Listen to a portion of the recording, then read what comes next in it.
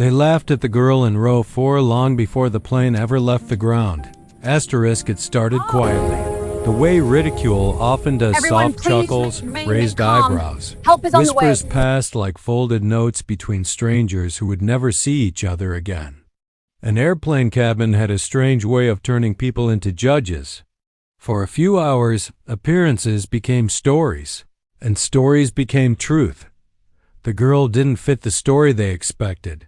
She boarded early, moving with an unhurried confidence that seemed out of place on a commercial flight packed with impatience. No designer handbag swung from her arm. No phone was glued to her hand. Her jacket was faded at the elbows, the kind that had been worn through years rather than bought for a season. Her boots were sturdy, practical boots meant for standing long hours, not strolling terminals. Row 4 caught attention for a reason. It was close to the front, close enough to feel important, but not close enough to be first class. When the man in the tailored suit realized his seat was behind hers, his smile tightened. Must be nice, he muttered to the woman beside him, loud enough to be heard. Some people get lucky. The woman glanced at the girl, then at her own pearl necklace, and smiled thinly. Maybe she knows someone. The girl slid into her window seat without reacting. She buckled her seatbelt neatly, aligning the metal ends as if precision mattered even here. She placed a small canvas bag under the seat in front of her. No overhead bin struggle, no dramatic sighs. Then she looked out the window.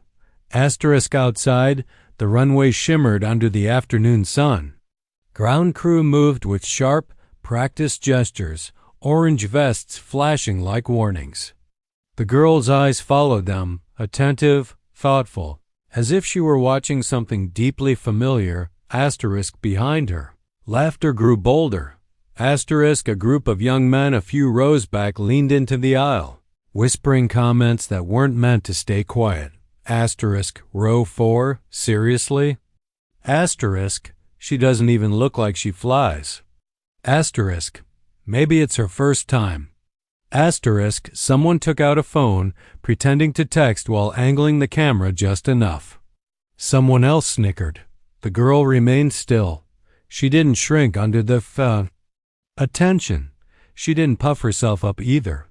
She simply breathed, slow and steady, as if matching the rhythm of the aircraft itself. If she noticed the stares, she gave no sign. The flight attendant paused beside her row, checking seatbelts. "Everything okay here?" she asked kindly. "Yes, ma'am," the girl replied. Her voice was calm, low, and certain, not shy. Not nervous. The attendant hesitated for half a second longer than necessary, then moved on. The engines began their low growl, and the cabin filled with the familiar sounds of travel seatbelt clicks, overhead bins slamming, the rustle of boarding, passes being folded and tucked away. The laughter softened but didn't disappear. It lingered like static. The man across the aisle leaned back and crossed his arms. "I give it 10 minutes, he said to no one in particular. She'd be asking for help with the seat screen. More quiet amusement. The girl rested her forehead lightly against the cool window. Her reflection stared back at her dark eyes, alert and focused. Not young, not old. Someone who had seen things. Someone who carried weight that didn't show in fabric or jewelry. She counted silently as the plane taxied. Turns. Stops. She listened to the pitch of the engines, the way their hum shifted with movement. To anyone else, it was background noise. To her, it was language. The safety demonstration began. People half watched, half ignored, tugging at headphones and scrolling through phones. The girl watched every motion carefully, even though she already knew it all. Muscle memory. Didn't erase respect. When the plane finally lifted into the air, the laughter faded into boredom. New distractions replaced old judgments. But the girl stayed exactly where she was, hands folded, eyes calm, breathing even. They thought row 4 was a mistake. They thought she was out of place. Asterisk. They thought the story was already written. Asterisk none. Of them knew they were laughing at someone the sky itself would soon recognize. Asterisk and the plane, humming steadily beneath them all, remembered her long before they did. The plane reached cruising altitude wrapped in a fragile sense of comfort. Asterisk seatbelt signs dimmed with a soft chime, and the cabin loosened its grip on tension. Conversations resumed, louder now. Trays folded down, drinks were served. Laughter. Returned, different laughter this time, casual and careless, born from the belief that danger belonged somewhere else. Asterisk, the girl in row 4 stayed exactly the same. Asterisk. She hadn't shifted much since takeoff. Her posture was relaxed, but not lazy. Alert, but not rigid. Her eyes moved occasionally from the wings slicing through open sky, to the aisle, to the subtle reflections in the window that told her more than faces ever could. Asterisk. She noticed things. Others didn't. The faint delay between engine responses. The way the vibration beneath her boots felt uneven, just slightly off rhythm. Asterisk. The brief flicker in the overhead lights that everyone else blamed on turbulence. Asterisk. Her fingers rested loosely on her thigh, still, waiting. Asterisk. Behind her, a man laughed loudly at something on his phone. A flight attendant rolled a cart down the aisle, smiling, practiced, unaware. Someone complained about the Wi-Fi. Someone else asked for another drink. Normal life. The girl exhaled slowly through her nose. Asterisk. Outside. The sky looked perfect too. Perfect. Endless blue, thin clouds stretched like brushstrokes below. It was the kind of sky that tricked people into trusting it. The kind that hid problems until they were already inside you. Asterisk. The first jolt came without warning. Asterisk. Not enough to scare anyone. Just a firm nudge that rattled cups and made heads lift briefly. A few passengers chuckled. Asterisk. Turbulent, someone said confidently. Happens all the time. The plane steadied again, but the girl's gaze sharpened. Asterisk. Her head tilted slightly, as if listening to a voice no one else could hear. The engines hummed, but beneath that hum was something strained, something uneven. A hesitation that lasted less than a second, but to her, it screamed. She straightened a fraction. Another jolt followed, stronger this time. A drink tipped over. A woman gasped, then laughed nervously. Still no panic. The captain's voice came over the intercom, calm but controlled. Ladies and gentlemen, we're encountering a bit of unexpected air movement. Please return to your seats and fasten your seatbelts. The seatbelt sign blinked on. People complied, still relaxed, still trusting. The girl clicked her belt, though it had never been undone. Her hand slipped instinctively toward the inside of her jacket, then stopped. Not yet. The engines dipped in pitch. It was subtle, almost polite. Her jaw tightened. A sudden, sharp tremor ripped through the cabin. This time there were gasps. Overhead bins rattled violently. A child cried out. Asterisk. The plane dropped just a breath, just enough for stomachs to lift and hearts to slam. Asterisk. Fear arrived. The laughter died instantly. Someone cursed under their breath. Someone else whispered a prayer. Hands clenched armrests. With white-knuckled force, the girl didn't move. Her eyes locked on the wing, watching the airflow shudder, watching the plane fight itself. She could feel it now, through the floor, through the seat, through her bones. The aircraft was compensating too hard, working too fast. Then it happened. A sharp mechanical stutter, wrong, unmistakably wrong. It echoed through the cabin like a crack in glass. What was that? A man demanded. No one answered. The plane shook harder, a violent shudder that sent loose items flying. An overhead bin burst open. a bag crashing into the aisle. Oxygen masks trembled in their compartments, threatening to fall. Asterisk. The captain's voice returned, but the calm was gone. Asterisk. Flight attendants, please take your jump seats. That was when panic truly began. A woman screamed. Someone shouted a name. The air felt thinner, tighter. Breathing became loud, uneven. The girl in row 4 inhaled slowly, deeply. This was the sound she had been waiting for. Her hand slid into her jacket and closed around the object, hidden there, small, solid, worn smooth by years of use. A communicator. Not meant for civilians, not meant for moments like this, but trusted in worst. Asterisk. The plane lurched again, harder than before. Screams filled the cabin.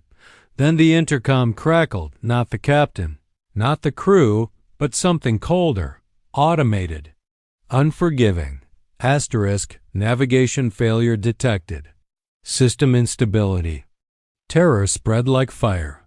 People looked around wildly, searching for someone, anyone who knew what to do. The girl stood. Sit down. Someone shouted. Asterisk.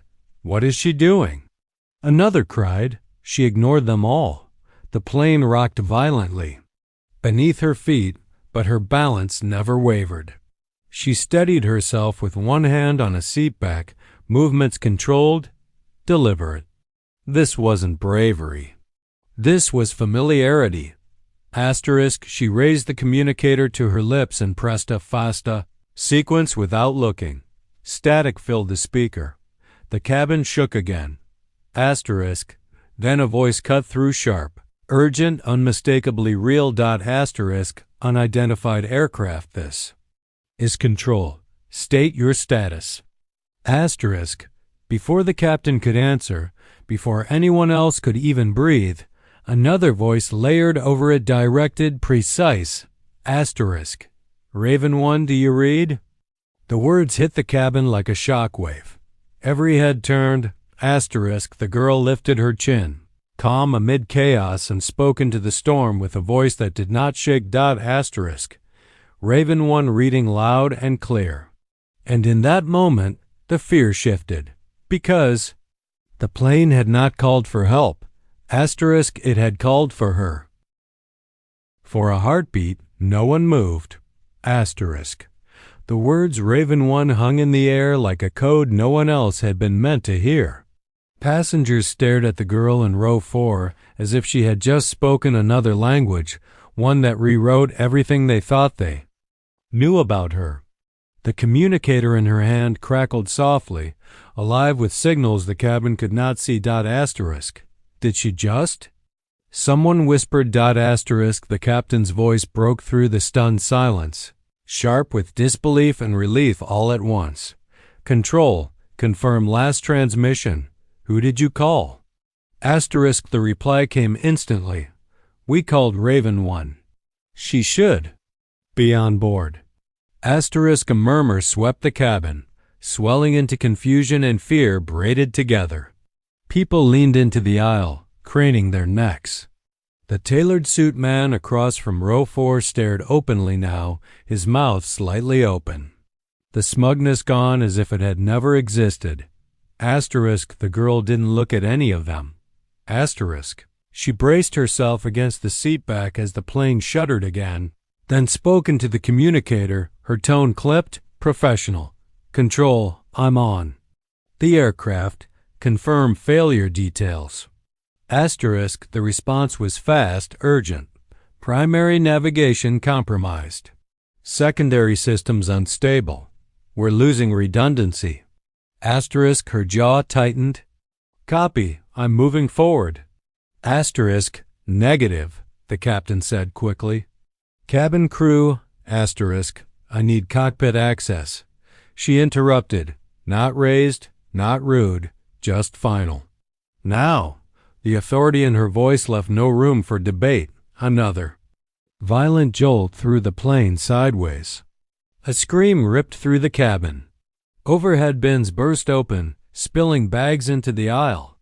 The girl caught herself smoothly, one hand gripping a seat, her balance unshaken. Asterisk the captain didn't argue again. Flight attendants, he said, tension fraying his words.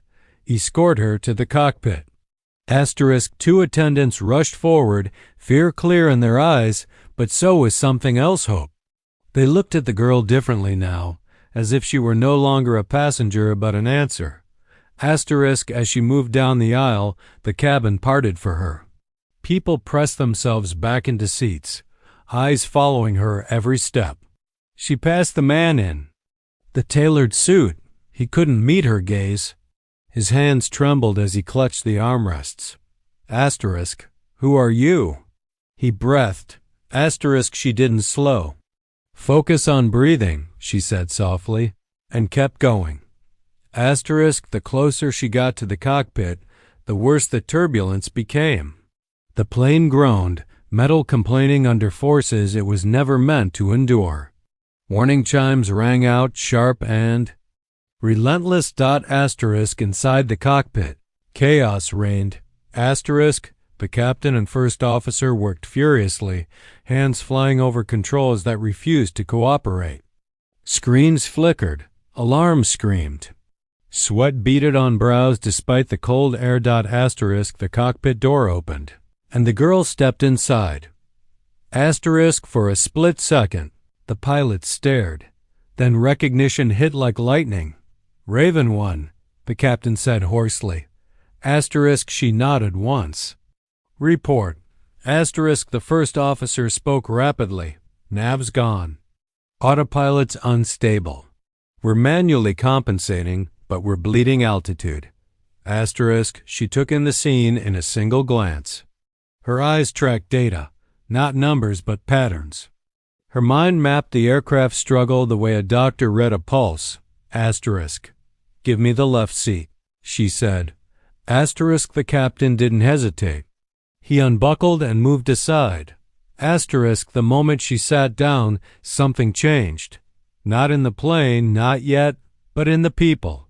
Panic retreated, replaced by focus. The cockpit felt smaller, sharper, like a blade being drawn. Asterisk she placed her hands on. The controls, they fit. Control, she said into her communicator, I'm in position. Asterisk, copy Raven One, Control replied, the tension in their voice unmistakable. We're feeding you emergency vectors. Asterisk the girl shook her head slightly. Negative. Data's corrupted. I'll fly visual and inertial. Asterisk the first officer stared. At this altitude? With this weather? Asterisk her eyes flicked to him. Calm. Certain. Trust me. Asterisk another alarm blared.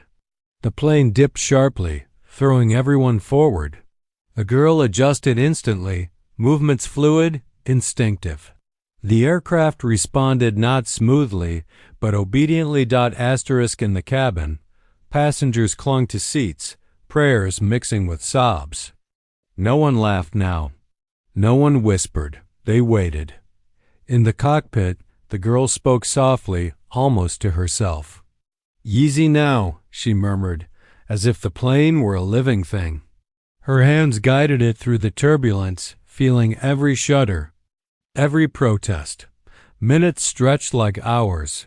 Slowly, almost imperceptibly, the alarms fell silent one by one. The engine's pitch stabilized. The plane stopped fighting her. Asterisk Control's voice returned, awed. Raven One? Your readings are stabilizing. Asterisk, she exhaled, just a fraction. Good. Prepare runway clearance. We're coming in manual. Asterisk the captain stared at her, disbelief written across his face. You're going to land us? Asterisk, she nodded, eyes never leaving the sky ahead. That's why I'm here. Asterisk, behind them, thousands of feet below, the earth waited. Asterisk and the girl in row 4, once laughed at and dismissed, guided the falling sky back toward it steady, unafraid, answering a call sign that had never truly left her. The descent began in silence. Asterisk not the peaceful kind. but the reverent stillness that follows when everyone understands the truth at the same time. Their lives were no longer in their own hands. The cabin was hushed except for the low, steady roar of the engines and the occasional creak of metal adjusting to gravity's pull. Asterisk in the cockpit, the girl Raven 1 guided the aircraft downward with measured precision. Her eyes tracked the horizon, the instruments, the subtle changes in pressure and sound. She flew not by fear, but by memory. Every correction was deliberate. Every movement told a story of countless hours spent in skies that offered no forgiveness. Altitude. Check, the first officer said, voice tight but steady. Confirmed, she replied. Maintain current descent rate. Control crackled through her communicator. Raven 1, runway lights are up. Wind shear minimal. You're clear to land. Copy, she said. I see it.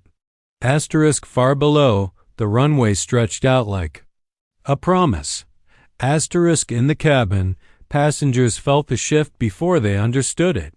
The violent shaking softened into a controlled tremor.